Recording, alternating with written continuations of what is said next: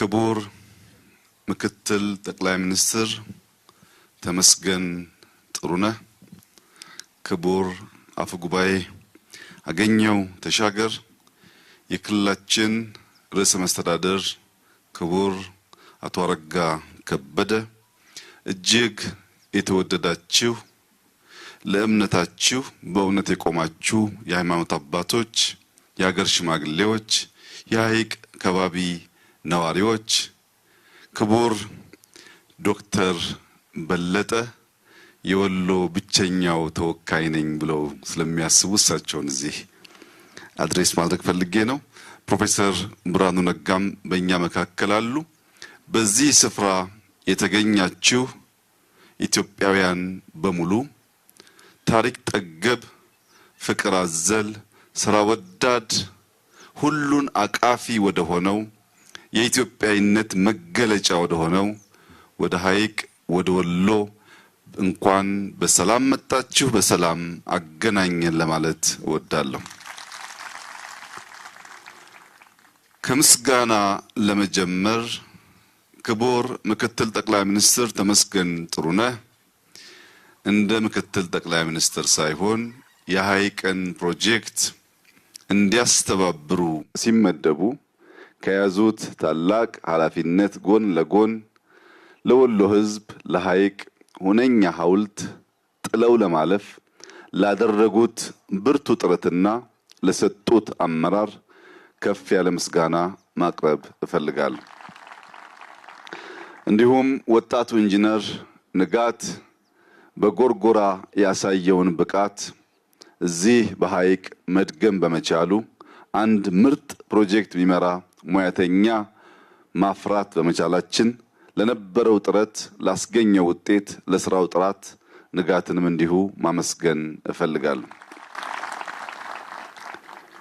የኢትዮጵያን ነጻነት የኢትዮጵያን ሰላም ለማጽናት በላይ ዘለቀ ከተዋደቀበት ከባቢ የኢትዮጵያን ልማት የኢትዮጵያን ብልጽግና ለማረጋገጥ በላይነህ ክንዴ በመፈጠሩና እንዲህ ለቃሉ ታማኝ ሆኖ ወንድሙ ለሰላም ለነጻነት ያደረገውን ተጋድሎ እሱ ለልማት ለብልጽግና መድገም በመቻሉ በላይነህ ክንዴን እጅግ አድርጌ ማመስገን እፈልጋለሁ።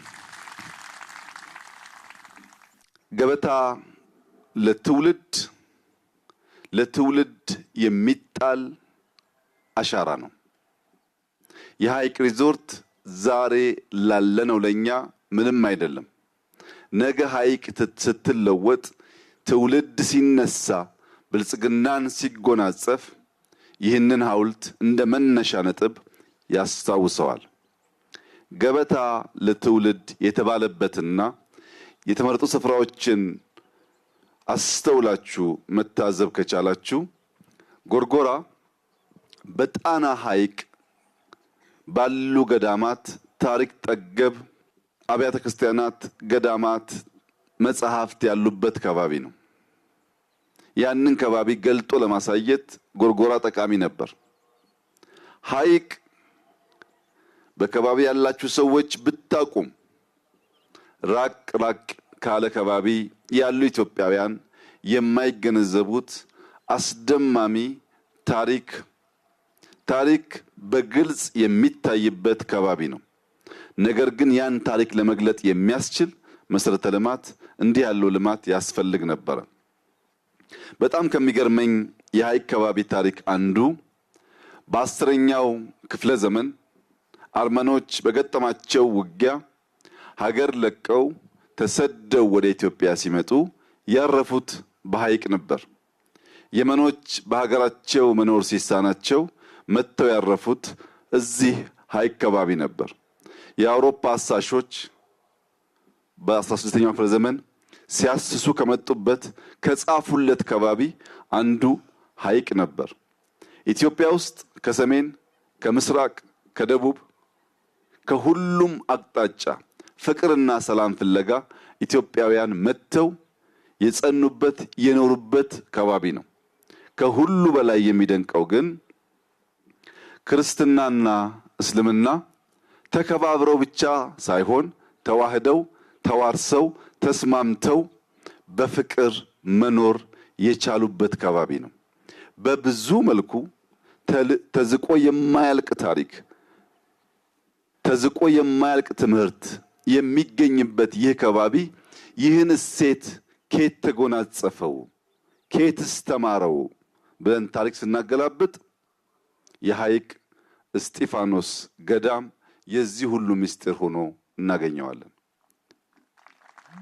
የሐይቅ እስጢፋኖስ ገዳም ያሉት ሶስት ዋና ዋና ዓላማዎችና መሻቶች ላለፉት 800 ዓመታት ኢትዮጵያን ስንመራ ኢትዮጵያን ስናጸና የነበሩ ህዝቦች በሙሉ የዚህን ገዳም አስተምሮ በውል ተገንዝበው ሰርተውበት ቢሆን ኖሮ ዛሬ ኢትዮጵያ የት እንደምትሆን ሁላችሁም መገመት ትችላላችሁ።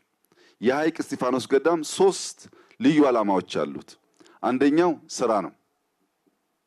ስራ የሚል ገዳም፣ ከስራ ውጭ መለወጥ አይቻልም የሚል ገዳም ነው። ይህን ደግሞ በመናገር ብቻ ሳይሆን ወደ ቅጥር ግቢያቸው ሲገባ በእርሻ ባሳዩት ውጤት ገዳሙ ስራን የሚያስተምር ብቻ ሳይሆን ስራን የሚሰራ ማህበረሰብ ያለበት እንደሆነ ማሳያ ይሆናል።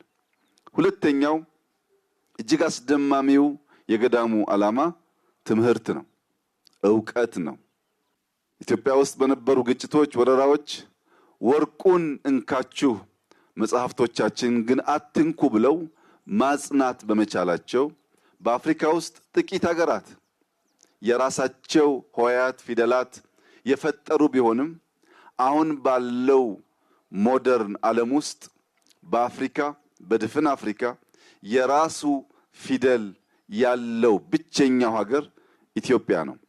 ይሄ በዋዛ ፈዛዛ የተሳካ ጉዳይ ሳይሆን እንደ ሐይቅ እስጢፋኖስ ገዳም ያሉ ዕውቀትን የሚሹ ዕውቀትን የሚያጸኑ ዕውቀትን ለትውልድ የሚያሸጋግሩ የቆረጡ ሰዎች በመኖራቸው ምክንያት ነው ትምህርት፣ ዕውቀት፣ መጽሐፍት ማገላበጥ ከስራ ቀጥሎ አንዱ መርህ መሆን አለበት በሚል የዚህ ገዳም አባቶች ለራሳቸው የኖሩት ብዙዎችን ያስተማሩት የነሱም ተማሪዎች በብዙ ከባቢ ለኢትዮጵያ መምህራን ሆነው እንዲያገለግሉ ያስቻሉበት ምስጢር ነው።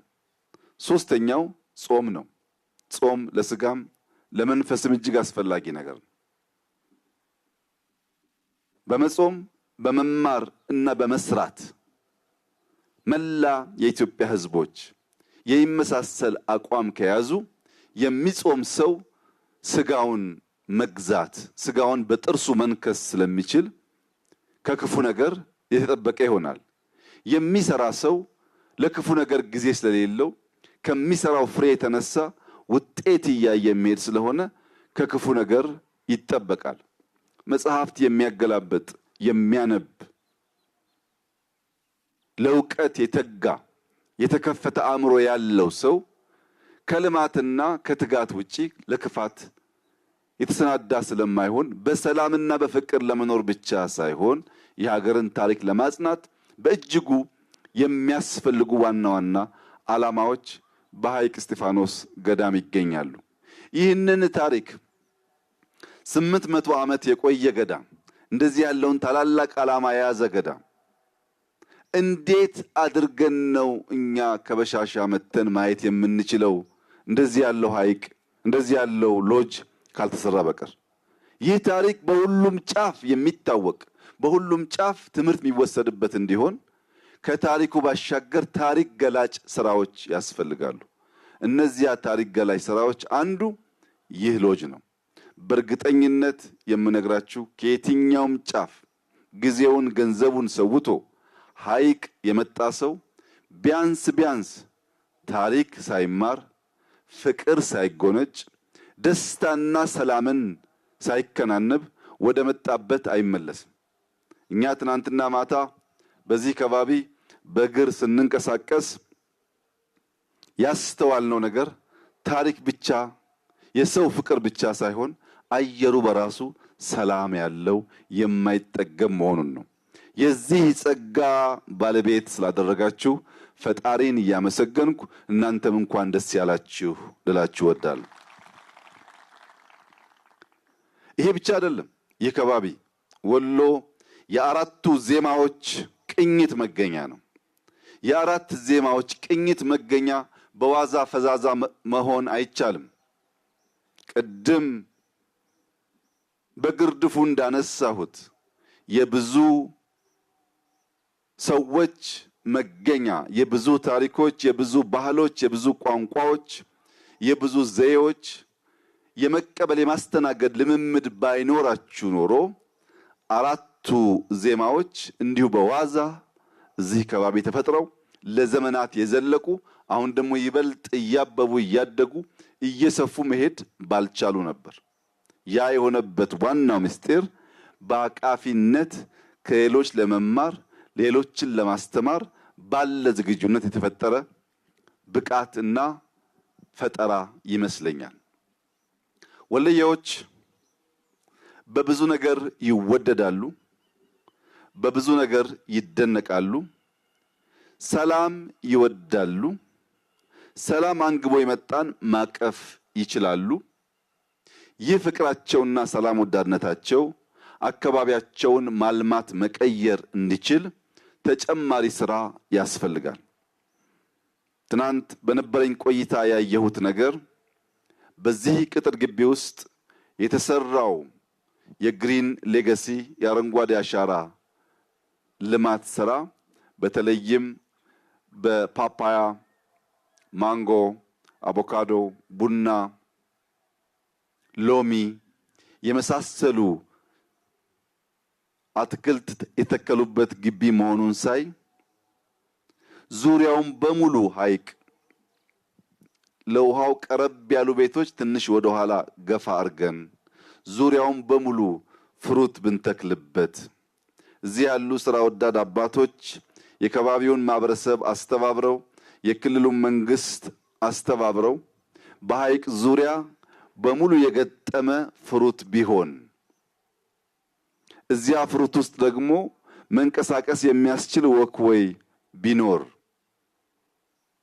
ከፍሩቱ ራቅ ብለን ከብቶች፣ ዶሮዎች የምናረባበት ከባቢ ቢኖር፣ የዶሮና የከብቱን ተረፈ ምርት ለፍሩቱ ማዳበሪያ እያደረግን ከፍሩቱ የሚተርፈውን ምርት ለከብቶቹ ምግብ እያደረግን ከተፈጥሮ ጋር ብናስማማው ሐይቅ ውብ ግሪን ብቻ ሳትሆን የጥጋብ መንደር ትሆናለች። የጥጋብ መንደር እንድትሆን ፈጣሪ ምን ከለከለን? ለም አፈር፣ ንጹህ ውሃ፣ በስራ የሚያምኑ አባቶች፣ በትብብር የሚያምን ህዝብ በዚህ ስፍራ አለ። ይህንን አሰናስለን አሁን በሰራነው ሳንረካ ቀጣዩን ምዕራፍ በጋራ ብንጀምር ሐይቅ ለብዙዎች የታሪክ ብቻ ሳይሆን የውበት መገኛ ስለምትሆን ለሐይቅ እስጢፋኖስ አባቶች፣ ለሼኮች ያለኝ መልእክት የከባቢው ህዝብ እናንተን ስለሚሰማ አናስተኛው።